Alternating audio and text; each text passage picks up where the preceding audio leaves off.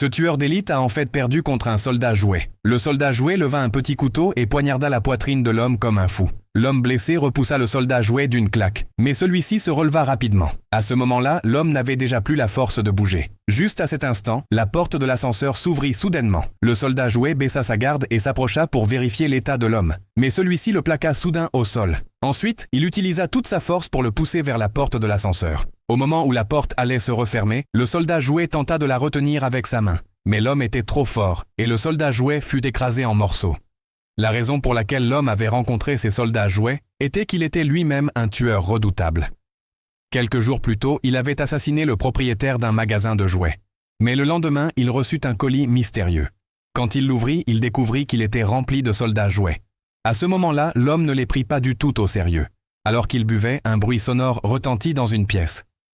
Lorsqu'il alla vérifier, il constata que tous les soldats jouets avaient disparu. Il chercha partout, sans trouver la moindre trace. Peu après, il découvrit que les câbles de la pièce avaient été coupés.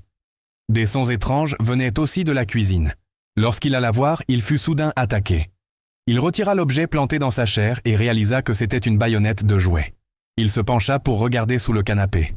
De façon inattendue, une rafale dense de balles miniatures jaillit vers lui.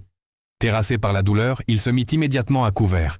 Tout cela lui semblait impossible à croire, mais l'ennemi lança soudain une roquette qui atteignit sa cuisse. Il roula alors dans les escaliers pour échapper au tir. L'homme se réfugia ensuite dans la salle de bain, complètement humilié. Il constata que son corps était couvert de blessures. Furieux, il sortit une mitrailleuse cachée et tira sauvagement sous le canapé. Lorsque les munitions furent épuisées, l'espace sous le canapé redevint enfin silencieux. Il retourna le canapé